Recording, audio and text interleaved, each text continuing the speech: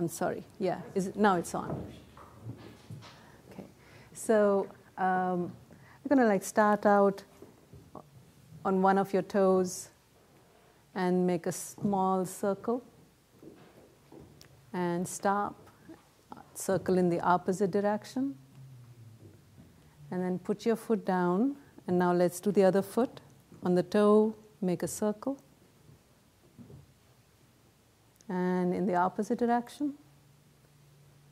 And then put your foot down, bend your knees a little bit, make a circle. And stop, and then in the opposite direction. All right, and then come back. Now with hands on your hips, make a circle with your hips.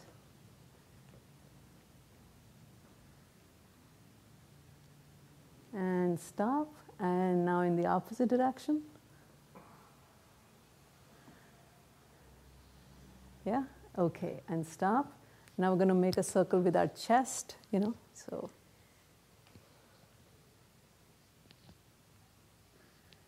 And stop, and then in the opposite direction.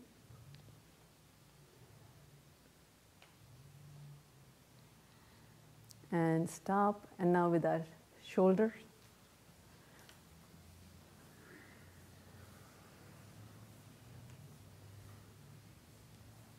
And stop, and now in the opposite direction.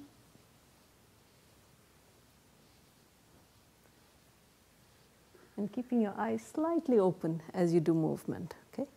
So now, hands on your hips, and, circle with your elbows.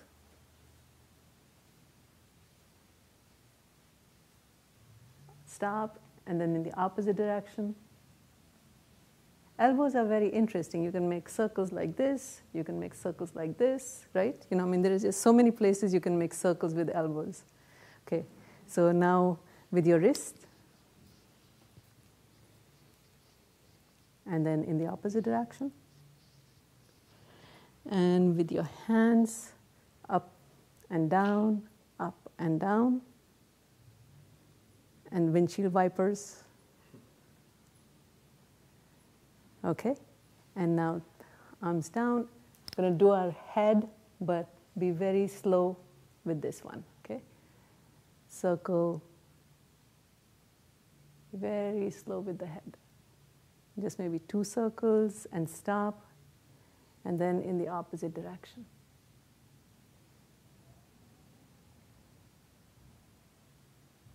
Okay, and stop. And now with your eyes, circles with your eyes, and stop, and now in the opposite direction. All right, and just shake it out. All right, okay, let's sit back down.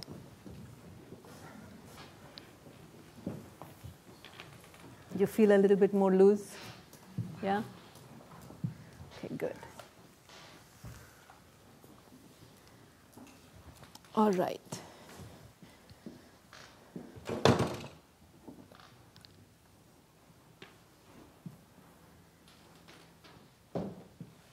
So I just want to start out saying that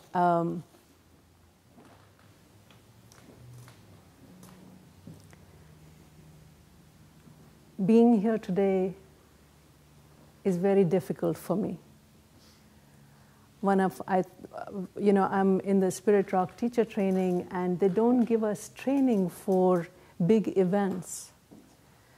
Like when Trump got elected, that was a Tuesday, and Thursday evening I was teaching a class series at Spirit Rock on mindfulness and trauma. It was the hardest.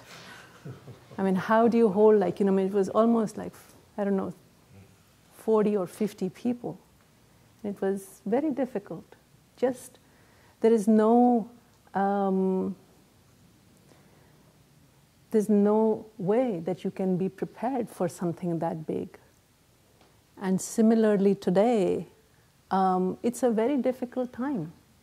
Today is also the day that Martin Luther King died. But what's more difficult than that for me is the news that we have in our Against the Stream here, with our founding teacher being accused of sexual misconduct. And so, that's the topic for us today. And it was almost, 5 or 10 minutes before Juliana and I went and taught our women's group on Thursday that we heard the news. So we literally walked in, and I gave a talk on compassion, and then this was the topic that we had. And I feel ill-prepared for holding such a large topic, and I feel very vulnerable about this. I've struggled very much in these last few days, had a lot of support from my teachers, and I so wish that Chandra was here today having this conversation with you. I really wish that it was her instead of me. I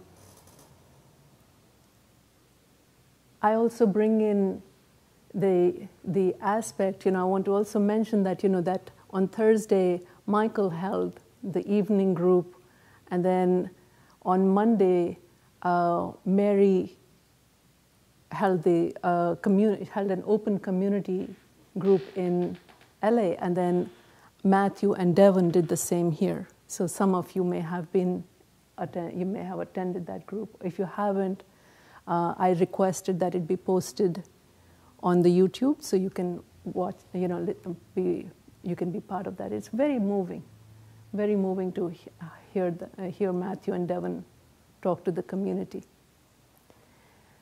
I feel ill-prepared for this because I also bring in the feminine in this room, in this conversation, and I'm very aware that I bring in my Indian aspect. Being born in India, I bring that in, and I am an immigrant. So I bring in all of those in here. And just from my own history, it's a difficult topic for me to talk about, so just want to mention that up front.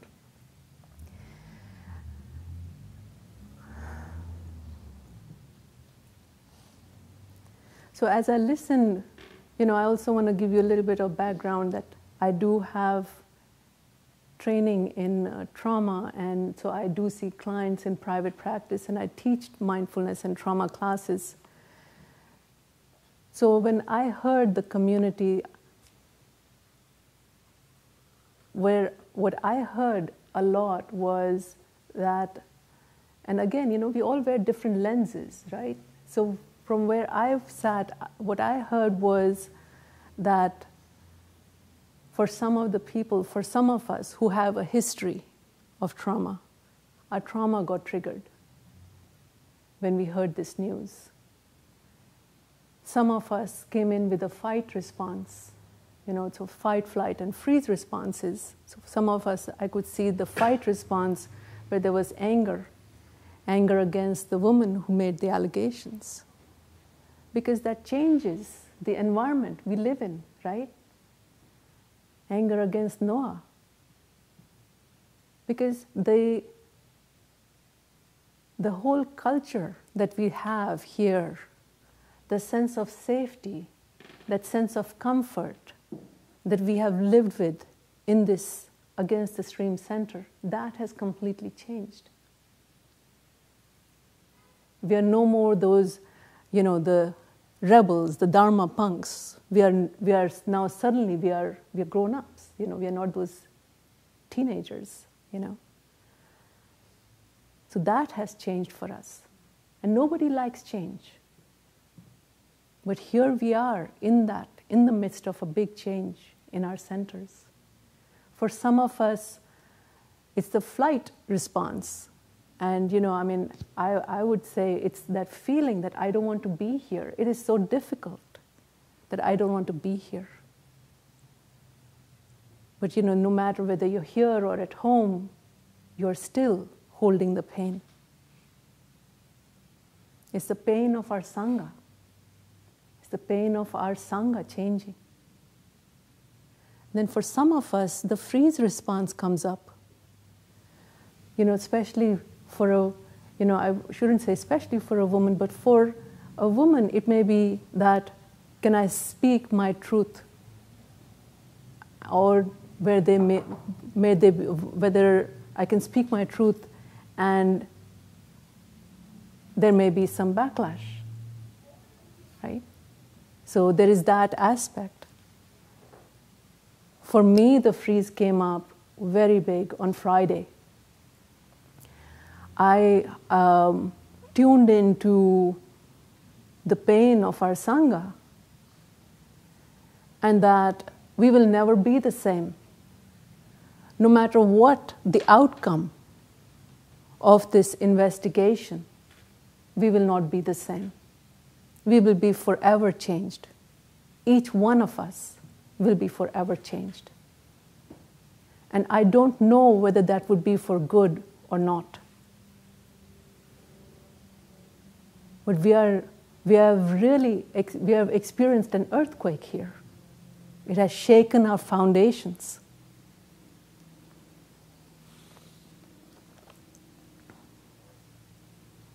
And it's an unprecedented situation because this is my teacher.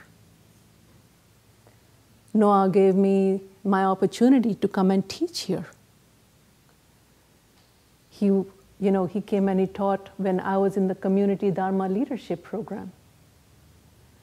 So there is that aspect. But then this woman, to feel into her courage to come out and speak. And to speak against authority. It takes a lot of courage to do that.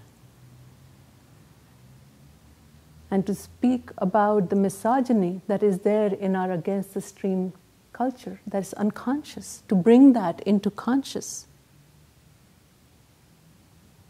And so I come from India, and growing up, when I was in northern India, that is a very difficult place for a woman to be.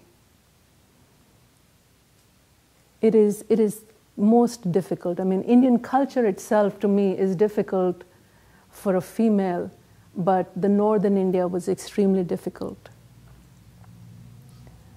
So when I finally, there was just so much, it was, I won't go into details on that, but finally my family moved to Bombay, and because of the color of my skin, and India has like different, it's literally like different countries, it's like moving into a different country. So I faced a lot of discrimination in Bombay. I was grateful for the discrimination because I would rather have the discrimination rather than the misogyny of the northern Indian men. It was a very patriarchal society. And I never had the courage to speak up, because if I did speak up when I was a teenager, my voice was crushed. That was one of the main reasons I moved to US. It is extremely difficult to stand up and to speak about what is in the environment. So here is someone who has, whether we want it or not, has woken us up.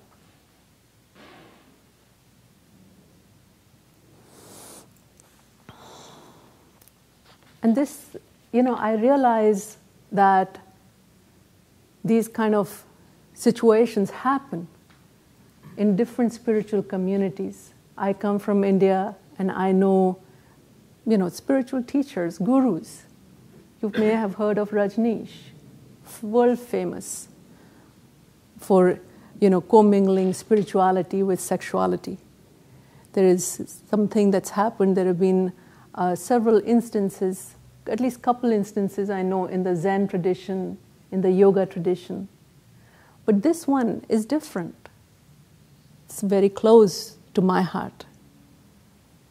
This one is personal. And they're both, Noah and this woman are both part of our Sangha. So to hold that as well. So how do we hold this? How do we hold this situation? There can be, one way could be going to blaming or shaming or anger. And we know that is reactivity. That's our reactive mind. It does not bring any happiness or joy to ourselves when we are in the reactive space.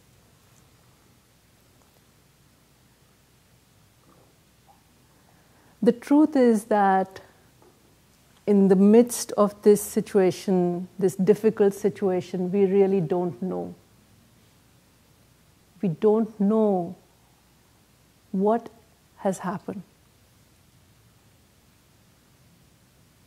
We don't know who is at fault. We don't know what's the outcome. Right? So we don't know anything. And that don't know mind, as we call it in Buddhism, that don't know space is extremely difficult to sit in. The mind wants to just move forward and create a conclusion. To stay in this don't know space is extremely difficult. Will this Sangha grow as a result of this situation? I don't know.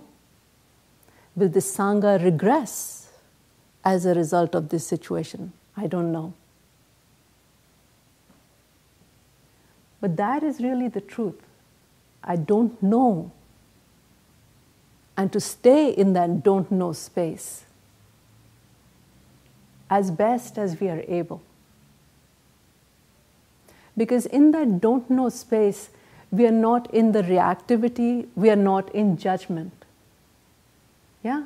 So then you can drop into what is truly going on, which for me is a lot of pain. And in that pain, there is nothing else that arises except compassion. Compassion for myself, compassion for the Sangha, compassion for this woman, compassion for Noah, compassion for the teachers who are holding the space because it's their friend. I don't have that close a history with Noah as some of the teachers here. And for them to be holding sila, ethical behavior, compassion for them to find that they have to find that balance within themselves, that they hold the community in a higher regard than their personal relationship. That is where the don't know mind takes you. So, I want to stop here and, I was recently teaching with Chandra and she said, Pawan, you should not write notes. You should just speak. And I said, Chandra, you try that. It's very difficult. But that's exactly what happened. I wrote my notes and I was all ready with my talk yesterday. And then today I was just lying around reading and, I have something else to talk to you about. So I want to basically, do a two-part. The second piece I want to mention to you, I want to talk about is the feminine and the masculine principle. Because that is at play here. And for us to recognize that and to frame it in terms of our three jewels, which is where we seek refuge in the Buddha, the Dharma, and the Sangha. So I want to talk about that with you, but I want to stop here before I move into that piece and just check in with you. Anything that comes up for you that you would like to share? I'm Yes. sure this was covered on Monday, but I don't understand, why is the investigation, sorry to get into the nuts and bolts, but why is the investigation itself kind of public when the outcome of it is yet to be decided? Because it feels like it kind of is creating so much angst in this community that it was unnecessary depending on what the outcome is. And, I felt exactly what you said. But at the same time, what Matthew said, which I really liked, is he said that the teaching team made a decision whether they are going to do this silently or are they going to be public about it. And the reason they went public with that is because it's a white male who is in a position of power. And they do not want to keep that hidden. Yeah? So there is a level at which they are holding the feminine with respect in the current environment. And so we are all having to, feel the repercussions or the ripples or, the tsunami waves or whatever it is you're feeling of this decision that they've made. But they decided to be transparent. Yeah? So we just have to wait and, watch as this unfolds. Yes? So I was here on Monday night, and I didn't want to say anything because I'm really angry. And angry not only that this thing happened, but that there's this thing of like, well, nobody knows what actually went down, and I'm kind of like, well, really? I mean, my feeling is to trust someone who has nothing to gain from bringing these things up. So angry that it's like everyone's so surprised that this could happen here. Like it happens fucking everywhere. Yeah. Why not here? Yes. Like it'll be so special. It just seems a little naive, and that made me angry. And then I got angry that I, as a woman, feel uncomfortable voicing my anger, that it's not an emotion that I feel comfortable having in a public space. Yeah. And then it's like with the Buddhist thing of like anger is reactivity, I'm like, yeah, I'm having a fucking reaction. Like, okay. So that's all. No, I think, and I mean that is what I'm going to be talking about. I think anger is, it's anger, fear, those are not just anger, but anger and rage, fear and terror. In the whole spectrum of emotions, those are the two bookends. And to have those emotions, I think, is very valid. And that's what I'm hoping that I can talk about in the second part. The piece which, and I mean, when I'm in my emotional space, my logic doesn't work very well, so I apologize. But what has also happened is that,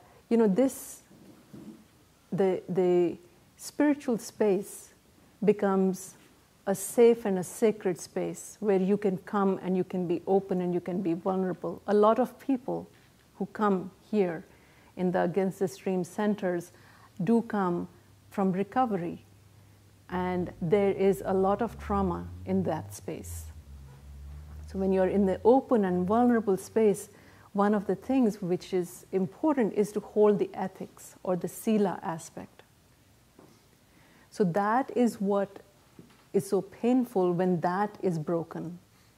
And again, like I said, we don't know what is the result, but it's a no-win situation, because if Noah is found innocent, then here is a woman, So we have that aspect. If she's right, then we have a teacher here. So this is a no-win situation. I don't know if I answered your question there. Yeah. I think having anger is I think it's a very good thing. Well, it's just interesting too, because like, how do you find the facts in a he said, she said situation? Like, there is no objective truth. And to say like, well, when we discover the ultimate truth, like I don't have confidence that that's something that can be done. But, you know, I definitely appreciate how it's being handled and sort of understanding of the systemic power dynamics that are at play. And Yeah. as good as possible to sort of disarm that. Yeah, yeah. I don't have any answers for you on that one. It's not really a Yeah, question, yeah. sorry. No, I'm just saying, but you know, I mean, I don't have any answers on that one. But I hear you. I fully agree with you on that. Yeah. So, any other thoughts? Yes. I just have a question, because I only come to this class. Mm-hmm. I don't know really anything about Noah, and I don't know what's happened. Okay. So it seems like someone has alleged something. That's right. And that's But we as don't much know as what we that know. something is. That's right. It's sexual misconduct. We just know it's Yeah. sexual misconduct. Yeah, that's what we know. And okay, and then Yeah. Against the Stream is conducting an investigation. That's It's like a correct. police Yes. investigation. It's Ethics and Reconciliation Council. They have an investigation. So there is one in Spirit Rock that's helping out the Against the Stream teachers. Gotcha. Yeah, Okay. yeah. Thanks. That's why I said, you know, like, I mean, take a look. There is a video. I requested it to be posted so you can watch that. It was a Monday night when Matthew and Devin had a conversation. Matthew gave a lot more information. Yeah. Because I'm on the outside of the circle, that's how I got my information as well. And of course, you know, from the emails. Yeah. Yes. I think that the board created a problem when they decided they were going to be transparent about the words, you know, that, okay, we're going to suspend Noah, and it's because we suspect, but we have to investigate sexual misconduct.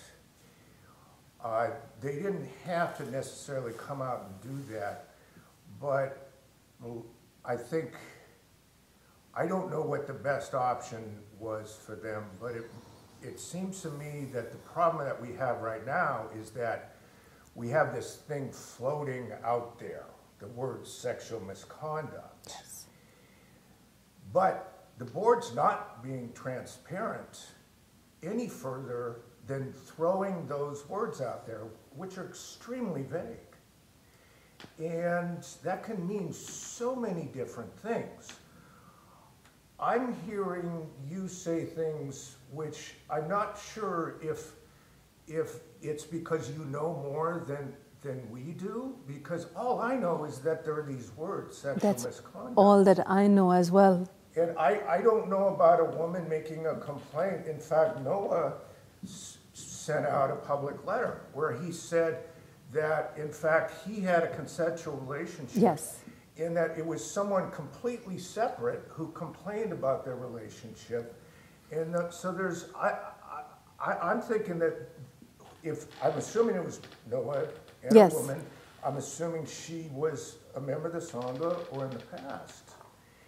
And she may be thinking, oh, geez, I don't want to be involved in this.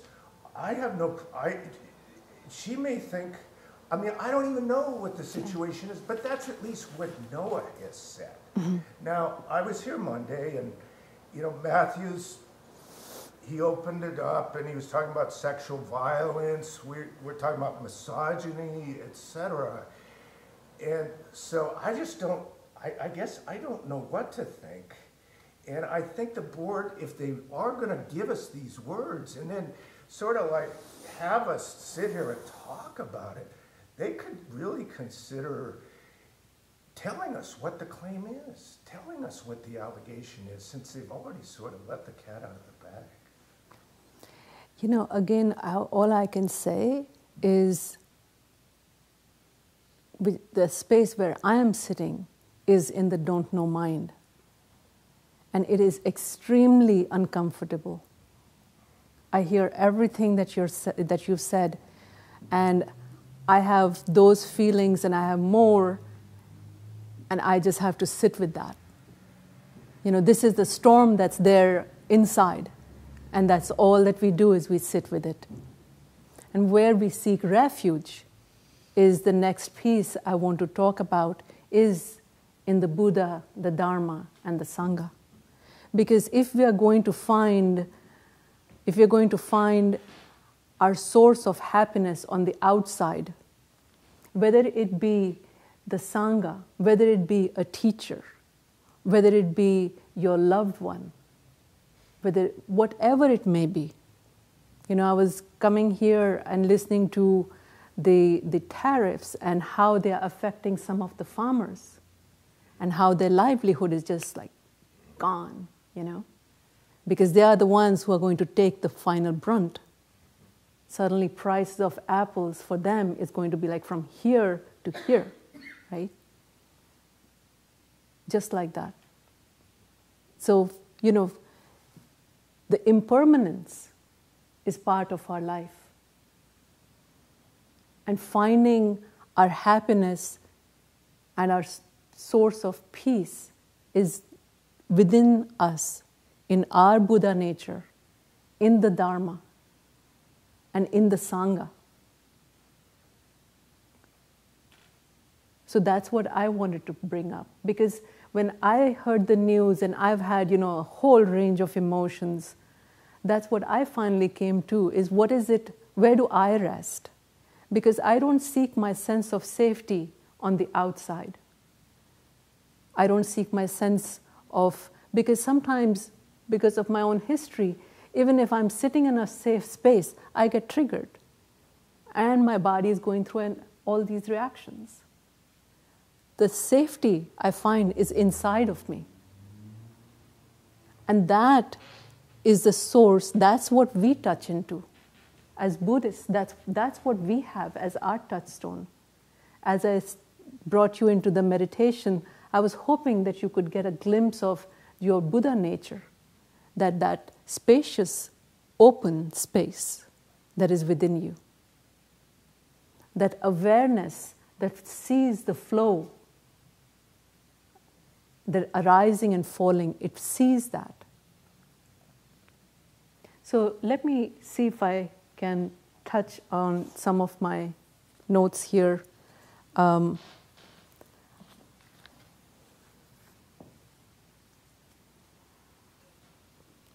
So I wanted to talk about the feminine principle and the masculine principle. And that's very different from male and female. And I may confuse you at the end of our talk, but I just wanted to talk to you about this today. So as we live our daily life where we take our current practice and we are so dedicated, we work through each and every step, of the Four Noble Truths, the Eightfold Path, our Brahma Viharas. We work them. But what happens is we've left behind that natural, slow rhythm of life. There's just a rushing to attain an ideal meditator, an ideal person who works, ideal husband, ideal wife, ideal, friend. And the slower pace of the beat of the earth, the state where you simply are, is forgotten. And this slower state is the feminine principle. We all have the masculine and the feminine principle within us. With the earth, it's receptive and it's open, does not know what the weather will be tomorrow, doesn't know that there may be a drought. But it just is. It holds and supports you. And we all know the story of the Buddha, starving himself, meditating, trying to find a way to happiness, until he finally remembered himself as a boy, lying under a tree. During a spring festival, he sees the fields being tilled. And he was in his body. It was a visceral experience for him when he felt the breeze on his face. His mind was wide open. It was expansive. And he realized that's the awakened state.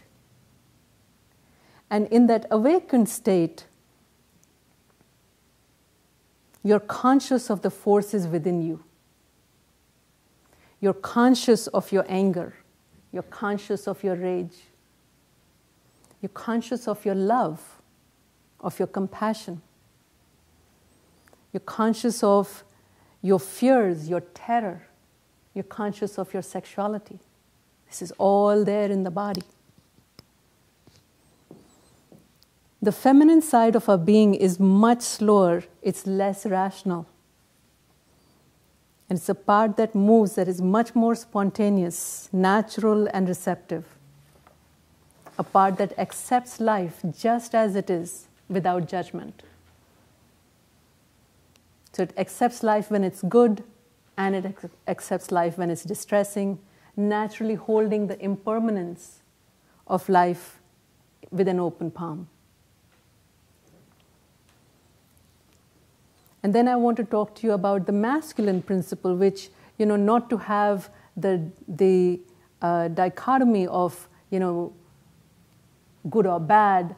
So the masculine principle is also called the power principle, where you may have power due to your race, the color of your skin, your wealth, your social standing in a peer group.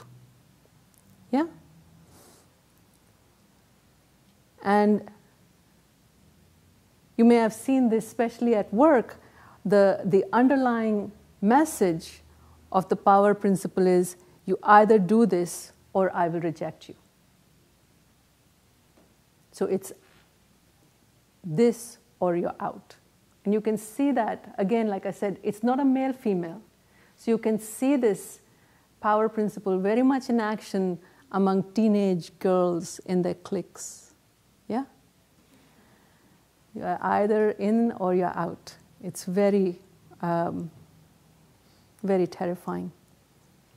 So what happens as we grow with this patriarchal society, what happens with that is we lose touch with what our real needs are, what our real wants are, what are our real fears. We lose touch with that. And our emotions, they get locked in our body, in the muscles in our body.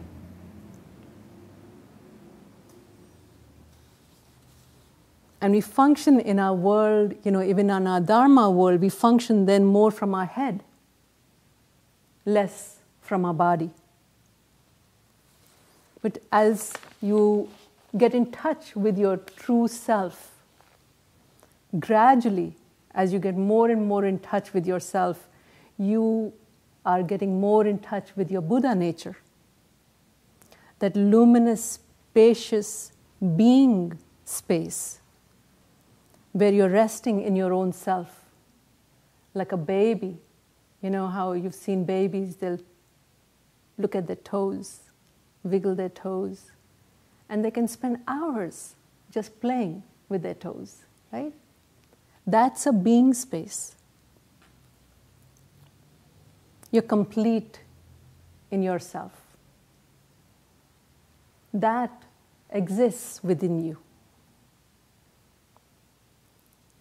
And as you're conscious of your emotions in your body, they start to support what you're saying. You experience them as having substance. So instead of speaking just from the neck up, you're speaking from your whole body. So for example, you may be a man who wants to practice, right speech, and you're having a conversation with someone in the Sangha, but actually your body is in a panic state.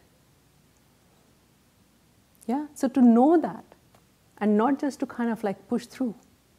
You could be a woman who's having a conversation with someone in the Sangha, but your body's feeling extremely tired and it's saying, go home, just rest or sleep. So having that level of awareness and being in touch with your natural state.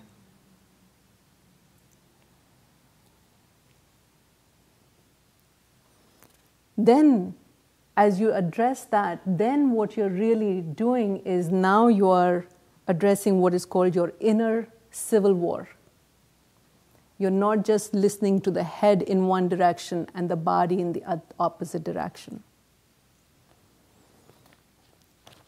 Now you're actually conscious of what's happening in your heart, what's happening in your belly, in your intuition, what's happening in your sexuality, what's happening in your energy system.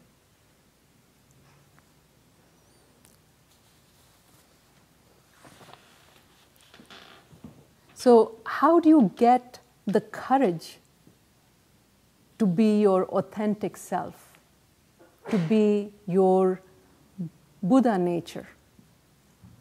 It's by getting support from your Sangha.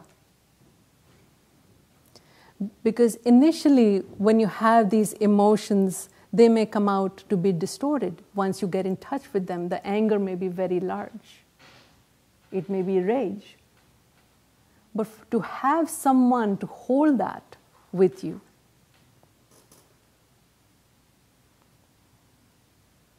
so that you don't fall into unskillful behavior, you don't fall into a freeze where you might, overuse some things. Like I'll say for myself, the overuse may be watching too much TV or eating too much.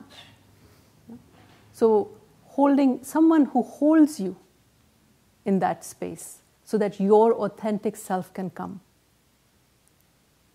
And you can, and as you get this support, you stay in your body, you stay with your breath, you can actually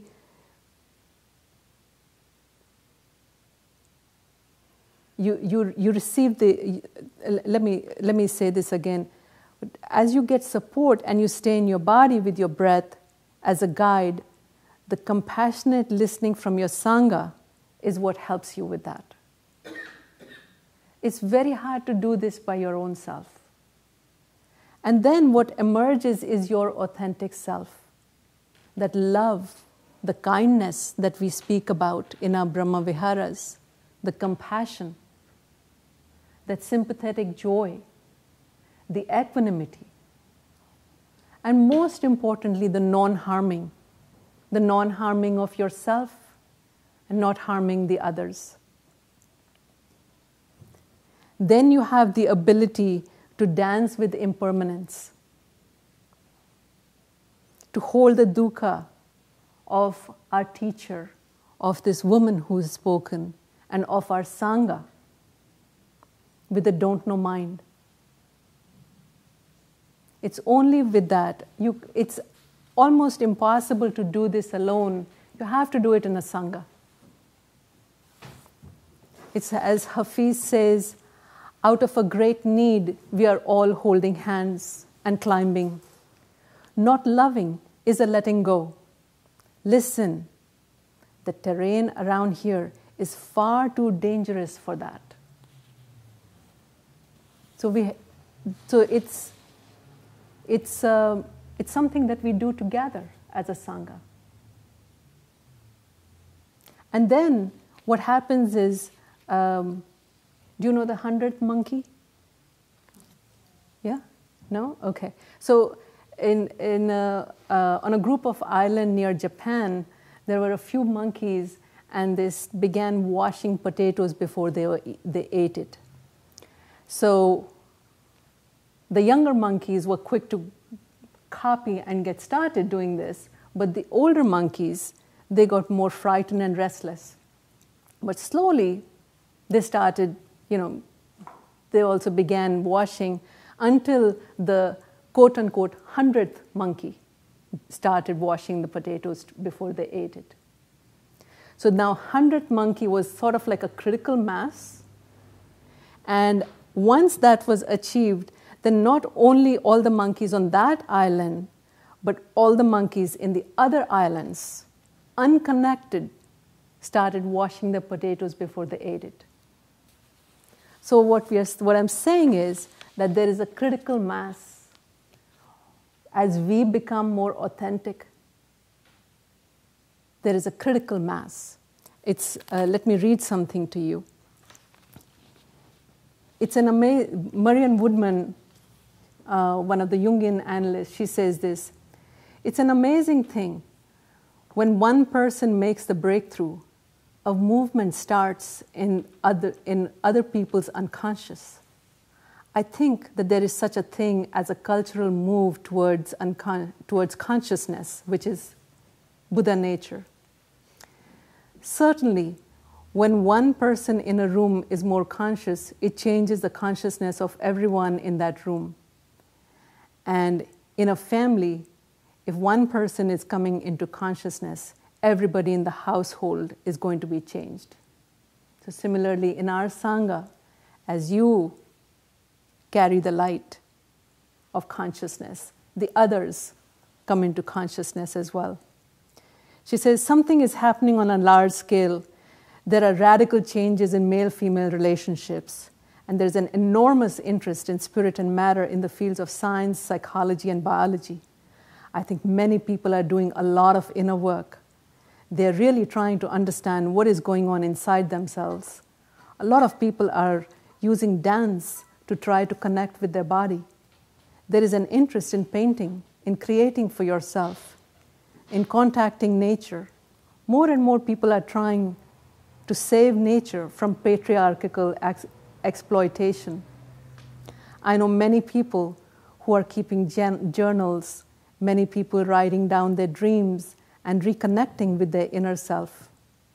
They're questioning and bringing themselves to consciousness. And no matter how they are doing this, they are contacting that symbolic world. That's how I see it.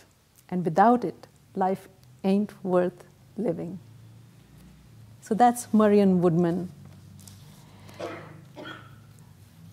So if we choose to engage with curiosity and mindfulness when we are distressed, then there is a possibility of our waking up. Otherwise, we'll continue with our habitual patterns. So that's, I wanted to give you the masculine and feminine principle and how the Buddha, the Dharma, and the Sangha live within that. So any questions or comments, anything, any thoughts? I don't know if this is off the topic, but as you were talking about the Buddha, something has always puzzled me. Siddhartha leaves the palace and he leaves his wife and child. Do we hear about them again? Did he have any responsibility for them? What's going on here? This was one of my Dharma talks last year. I was on fire about this.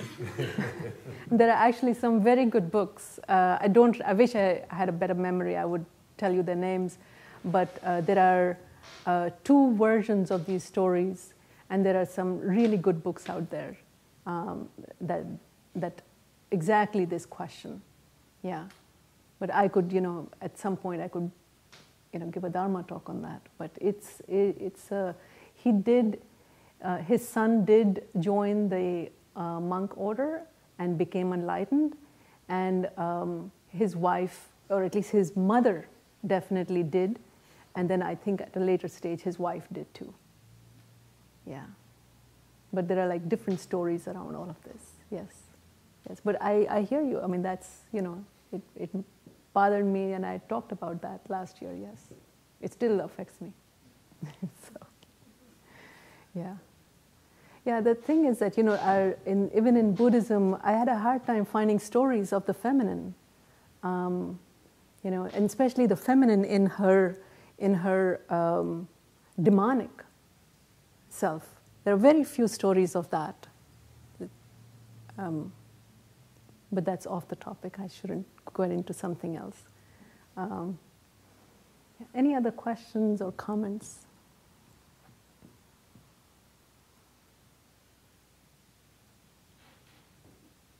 So hopefully we bring in the feminine principle in our lives more and more. Yeah. So with that, thank you so much for your kind attention. And let's take a few moments and do a loving kindness call and response. Yes? And then I'll dedicate the merit of our practice. I'll say one phrase and you repeat after me. When you're saying the phrase, you're saying the loving kindness for everyone in this room. In the moment of silence, you're receiving the loving kindness from everyone in this room.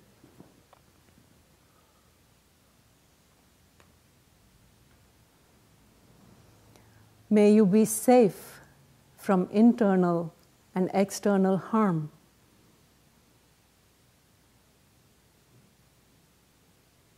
Can you please repeat it? Be safe from internal and external harm.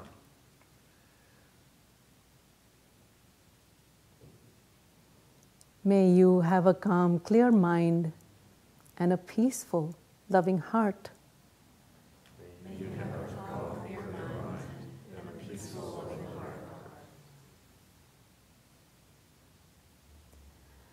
May you be physically strong, healthy, and vital. May you be physically strong, healthy, and vital.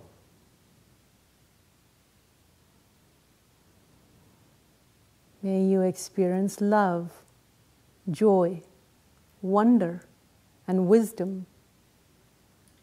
May you experience love, joy, wonder, and wisdom.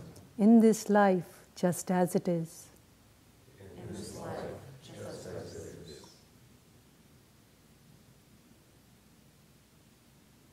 I'll dedicate the merit of our practice.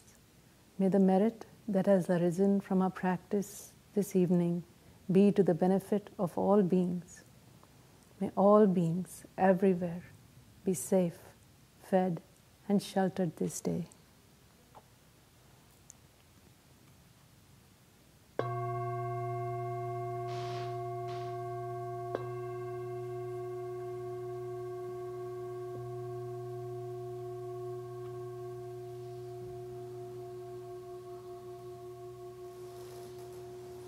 Thank you so much for your kind attention.